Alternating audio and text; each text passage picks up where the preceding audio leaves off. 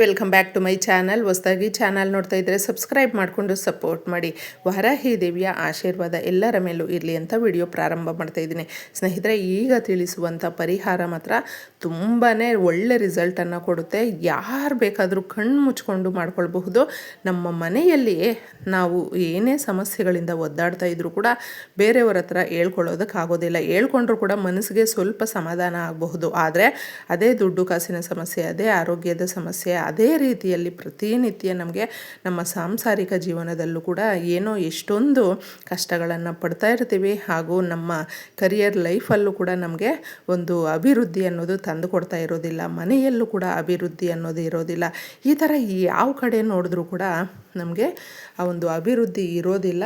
ನಾವು ಏನಪ್ಪ ಈ ಥರ ಆಗ್ತಾಯಿದೆ, ದಿನದಿಂದ ದಿನಕ್ಕೆ ನಮ್ಮ ಮನೆಯಲ್ಲಿ ಕಷ್ಟಗಳು ಜಾಸ್ತಿ ಆಗ್ತಾಯಿದೆ, ಬಡತನ ಅನ್ನೋದೇ ಹುಡುಕೊಂಡು ಬರ್ತಾಯಿದೆ, ಆ ದರಿದ್ರ ಅನ್ನೋದು ದೂರ ಆಗ್ತಾ ಇಲ್ಲ, ಏನು ಮಾಡಬೇಕು ಗೊತ್ತಾಗ್ತಾ ಇಲ್ಲ ಅನ್ನುವಂಥವರು ತಪ್ಪದೆ ಶುಕ್ರವಾರ ಈ ಸಣ್ಣ ಪರಿಹಾರವನ್ನು ಮಾಡ್ಕೊಳ್ಳಿ ಸ್ನೇಹಿತರೆ.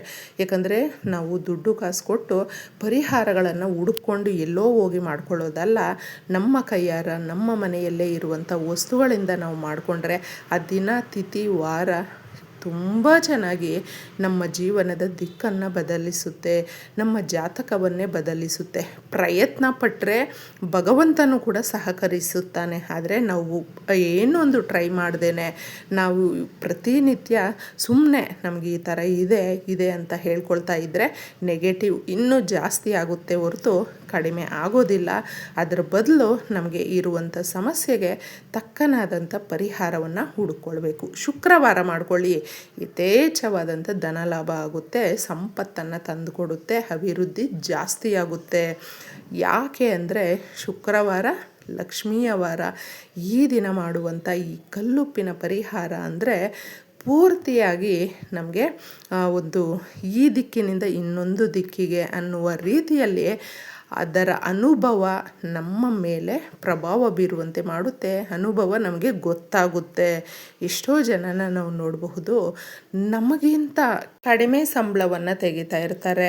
ಅಂತಹವರು ಕೂಡ ಅಪ್ಪ ಯಾವ ಥರ ಇವರೆಲ್ಲರೂ ಕೂಡ ಎಷ್ಟು ಕಡಿಮೆ ಇದೆ ಆದರೂ ಎಷ್ಟು ಚೆನ್ನಾಗಾಗಿದ್ದಾರೆ, ನಮಗಿಂತ ಚೆನ್ನಾಗಾಗಿದ್ದಾರೆ, ಒಳ್ಳೆ ರೀತಿಯಲ್ಲಿ ಅಭಿವೃದ್ಧಿ ಅನ್ನೋದು ಕಾಣ್ತಾ ಇದ್ದಾರೆ, ಇದು ಯಾವ ಥರ ಸಾಧ್ಯ ಅನ್ನೋದು ಅದು ನಿಜ ಸ್ನೇಹಿತರೆ. ನಾವು ಮಾಡುವಂಥ ಪರಿಹಾರದಲ್ಲಿ ನಮಗೆ ಲಾಭವನ್ನು ತಂದುಕೊಡುತ್ತೆ. ಒಂದು ಕಲ್ಲುಪ್ಪು ನಮ್ಮ ಜೀವನದ ದಿಕ್ಕನ್ನು ಬದಲಿಸುತ್ತೆ. ಪ್ರತಿನಿತ್ಯ ನಮ್ಮ ಪರ್ಸಲ್ಲಿ, ನಮ್ಮ ಬ್ಯಾಂಕ್ ಅಕೌಂಟಲ್ಲಿ ದುಡ್ಡಿರುವಂತೆ ನೋಡುತ್ತೆ. ಎಲ್ರಿಗೂ ಕೂಡ ದುಡ್ಡು ಬಹಳ ಮುಖ್ಯವಾಗಿರುವಂಥದ್ದು, ಅವಶ್ಯಕತೆ ಜಾಸ್ತಿ ಇರುವಂಥದ್ದು.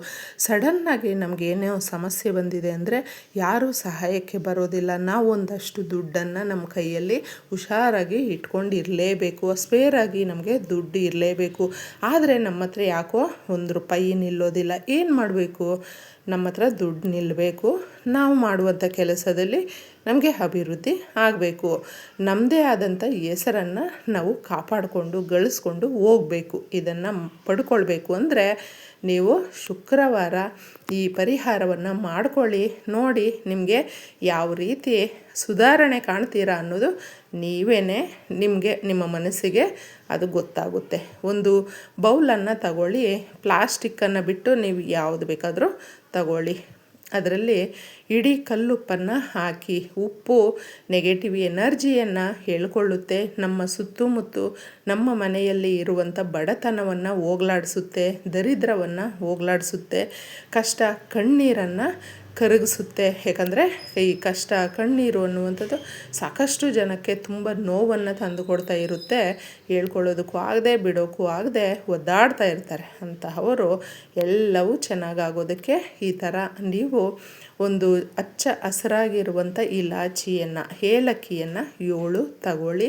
ಹಾಗೂ ಲವಂಗಗಳನ್ನು ಕೂಡ, ಮೊಗ್ಗಿರುವಂಥ ಲವಂಗಗಳು ಕೂಡ ನಮಗೆ 7 ಬೇಕಾಗುತ್ತೆ.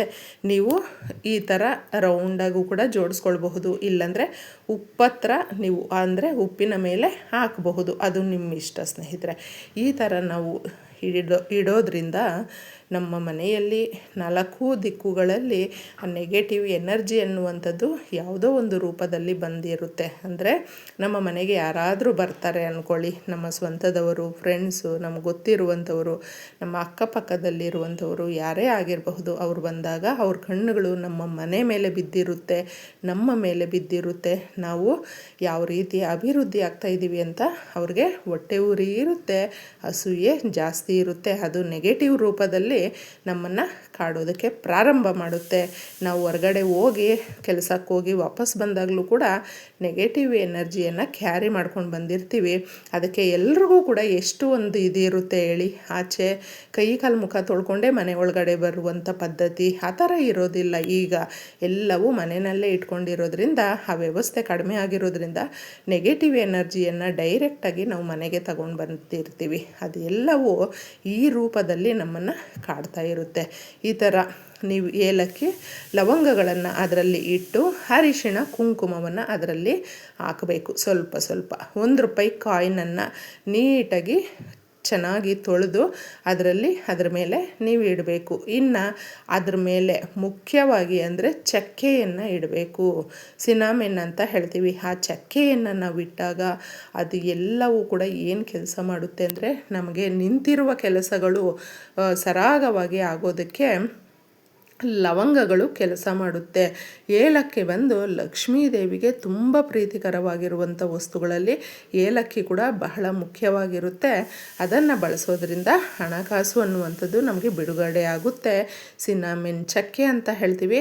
ಅದು ನಮಗೆ ಮ್ಯಾಗ್ನೆಟ್ ಥರ ದುಡ್ಡನ್ನು ಸದಾಕಾಲ ನಮ್ಮ ಕಡೆ ಸೆಳೆದುಕೊಂಡು ಬರುವಂತೆ, ಅಬ್ಸರ್ವ್ ಮಾಡಿಕೊಳ್ಳುವಂತೆ ಇದು ನಮ್ಮನ್ನು ಮ್ಯಾಗ್ನೆಟ್ ರೀತಿಯಲ್ಲೇ ನಮಗೆ ಸಿಗುವಂತೆ ಮಾಡುತ್ತೆ ಸಿನಾಮಿನ್. ಇದನ್ನು ನೀವು ಕ್ಲೀನಾಗಿ 1 ಇಂಚಷ್ಟು ಚಕ್ಕೆಯನ್ನು ತಗೊಳ್ಳಿ, ಅದರ ಮೇಲೆ ಕರ್ಪೂರದ ಪುಡಿಯನ್ನು ಹಾಕಿ, ಇಲ್ಲಾಂದರೆ ಕರ್ಪೂರದ ಬಿಲ್ಲೆಗಳನ್ನು ಇಡಿ, ಪರವಾಗಿಲ್ಲ. ಈ ಥರ ಇಟ್ಟು ದೇವ್ರ ಮನೆಯಲ್ಲಿ ಸಂಧ್ಯಾ ಸಮಯದಲ್ಲಿ, ಪ್ರದೋಷದ ಸಮಯದಲ್ಲಿ, ಏಕೆಂದರೆ ದೇವತೆಗಳು ಸಂಚರಿಸಲು ಬರುವಂಥ ಸಮಯ ಇದು.